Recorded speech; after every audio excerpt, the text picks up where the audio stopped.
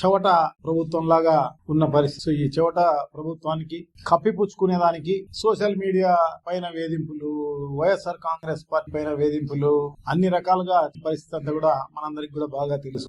ఈ ప్రభుత్వం ఈ 6-7 నెలల్లో అన్ని డిపార్ట్మెంట్లలోనూ కూడా ఎక్కడా కూడా ఒక ఇంచు పని చేయడం లే. రెవెన్యూ డిపార్ట్మెంట్ పనులు చేయడం లే, మైనింగ్ డిపార్ట్మెంట్ పనులు చేయడం లే.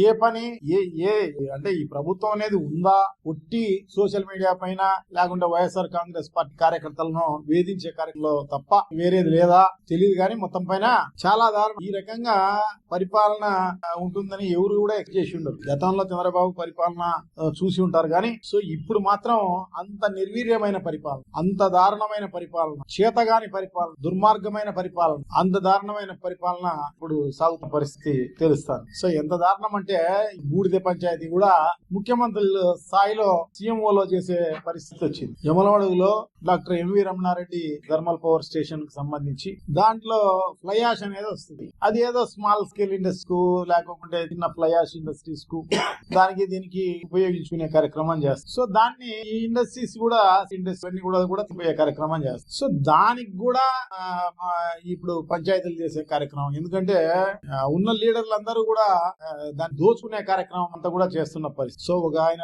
తాడిపత్రి అయినా, ఒక ఆయన జమనోడుగా అయినా, సో వీళ్ళు పంచాయతీ ఈ రోజు సీఎం ఆఫీస్ లో చేస్తారు. సో వాళ్ళు దోచుకునేదానికి, లీడర్లు దోచుకునేదానికి ఇది ఒకటి. ఇదే కాదు, మట్టి ఇసుక ఎమ్మెల్యేలు, ఎంపీలు, తెలుగుదేశం పార్టీ ఎప్పుడు చూడలే కనివిని ఎరగని విధంగా దోచుకునే కార్యక్రమం మాట అంతా కూడా. ఇసుక అయితే బెంగళూరుకు తరలిచేస్తున్నారు, బెంగళూరుకు, చెన్నైకి, పెద్ద సిటీలంతా దోచుకుంటున్నారు, మట్టి దోచుకుంటున్నారు. ఇవి ఫ్లై ఆసుకునే కార్యక్రమం. సో వాళ్ళ సొంత లాభానికి సొంతంగా దోచుకునేదానికి వైషమ్యాలు వస్తే అంటే దాంట్లో కూడా మళ్ళీ పోటీ అన్నమాట. ఒకరు ఇంకొకరికి డబ్బులు ఇవ్వకుండా పోయే కార్యక్రమం. సో దానికి ఇంకొకరు అడ్డుపడే కార్యక్రమం. సో దానికి అసలు ఈ వ్యవస్థ అనేది ఉందా, ప్రభుత్వం అనేది ఉందా, అధికారులు అనేవాళ్ళు ఏం చేస్తున్నారు? సో దాదాపు 5-6 రోజులుగా డిఎస్పీ అక్కడే ఉన్నాడు, మొత్తం జిల్లాలో ఉన్న సిఐలు అక్కడే ఉన్నారు, ఎస్ఐలు అక్కడే ఉన్నారు, పోలీసులు కొన్ని వందల మంది పోలీసులు ఉన్నారు.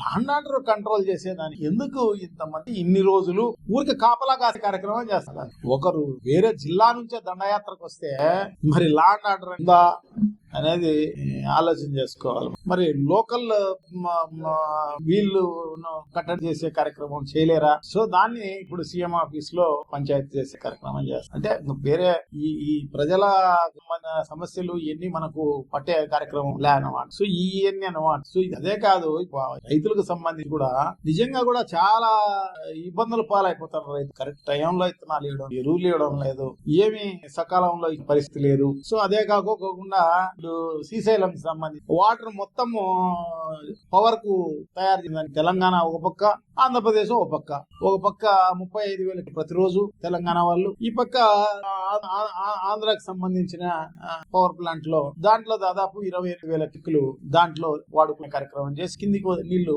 సముద్రం పాలు చేసే కార్యక్రమం. సో ఎందుకంటే ఇప్పుడు మామూలుగానే తుఫాన్లు వచ్చి ఖరీఫ్ అనేది మామూలుగానే ఎత్తిపోయిన పరిస్థితి రాష్ట్ర వ్యాప్తంగా ఖరీఫ్ అని. సో ఇంకా రబీనే ఉండేది. జనరల్ గా మామూలు రైతులందరూ కూడా రబీనే ఎక్కువగా కార్యక్రమం చేస్తారు. సో ఆ రబీలో ఏళ్ళ వరకు కూడా నీళ్లు అవసరం. సో మరి నీళ్లు రేపు సంవత్సరం వర్షాలు పడే పరిస్థితి, ఈ సంవత్సరమే బాగా లేట్ గా నీళ్లు వచ్చిన పరిస్థితి ఇస్తాను. సో ఇప్పుడు 205 టీఎంసీలు ఉండాల్సింది మనకు ఇప్పుడు ఈ రోజుకు అదంతా కూడా 215 టీఎంసీలు ఉండాల్సింది ఈ రోజు 124 టీఎంసీ ఉన్నాయి నీళ్లు. ఇంకొక నెలకో 2 నెలలకు 3 నెలలకో ఖాళీ అయిపోయే పరిస్థితి. మళ్ళా నీళ్లు వస్తాయో లేదో తెలియదు. అవి ఈ సంవత్సరమే లేట్ గా వచ్చినాయి. అవి కూడా తుఫాన్లు పైన కర్ణాటక, మహారాష్ట్ర వర్షాలు పడి ఉంటే అవి కూడా వచ్చాయి. సో ఆ నీళ్లను ఉపయోగించుకున్న పరిస్థితి లేదు.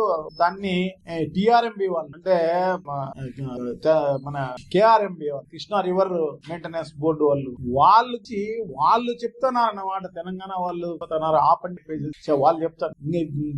మన ఈ ప్రభుత్వానికి మరి దున్నపోతు పైన వాన పడినట్టే ఉంది తప్ప దీనిపైన పైన చలనం ఉన్నది లేదు. సో తప్పకుండా పెద్ద ఎత్తున దాన్ని ప్రెజర్ ఇవ్వాల్సిన తెలంగాణలో వాడుకోవాల్సిన అవసరం. ఎందుకంటే వర్షాలు పడ్డాయి బాగా, కరెంటుకు ఇప్పుడు అంత డిమాండ్ ఉన్న పరిస్థితి లేదు. ఇటువంటి పరిస్థితుల్లో అత్యవసరంగా కరెంటును ఉత్పత్తి చేయాల్సిన అవసరం తక్కువగా ఉంటది. ఎండాకాలం అయితే పర్వాలేదు కానీ ఇప్పుడు ఈ కాలంలో వర్షాలు బాగా పడుతున్నాయి, పర్వాలేదు. సో ఇటువంటి పరిస్థితుల్లో ఈ నీళ్లు ఉపయోగించుకుంటే, నీళ్లు ఉన్నాయనుకోండి ఏదో దానికి ఉపయోగపడే కార్యక్రమం చేస్తారు. సాగునీటికైతేనే ఇవన్నీ దానికి ఉపయోగపడే కార్యక్రమం జరుగుతుంది. సో అటువంటిది కూడా అప్పటి పరిస్థితి. సో ఇప్పుడు రెవెన్యూ డిపార్ట్మెంట్ కు సంబంధించి దాదాపు ఈ 6 నెలల కాలంలో ఒక ఇంచు కదిలిన పరిస్థితి లేదన్నమాట. అన్ని కూడా పక్కన పెట్టిన పరిస్థితి.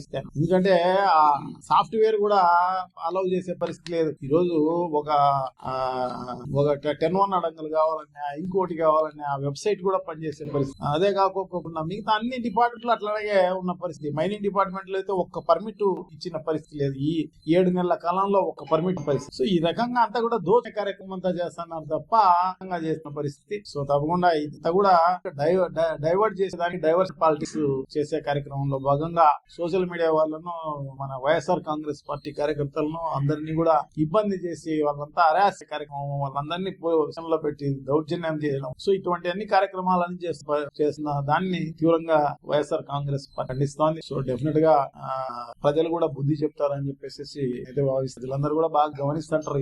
ఇదేమీ దాచిపెట్టుకునేది ఏం లేదు, అందరికి కనబడుతూనే ఉంది. సో డెఫినెట్ గా బుద్ధి చెప్పే కార్యక్రమం చేస్తారని చెప్పేసి, ఎందుకంటే ఈ పనికిరాని ప్రభుత్వం, ఈ దుర్మార్గమైన ప్రభుత్వం, ఇది చేతగాని ప్రభుత్వం నిజంగా తెలిసి ఇది చేయకోకుండా ఉన్నారో లేకుంటే ఏమని వాళ్ళ ఆలోచన ఉందో కానీ మొత్తం పైన ఒక చేతులు డిగిన ప్రభుత్వం లాగానే ప్రజలకు కనబడుతుంది. సో డెఫినెట్ గా బుద్ధి చెప్పే కార్యక్రమం తప్పకుండా జరుగుతుందని చెప్తే థ్యాంక్ యూ.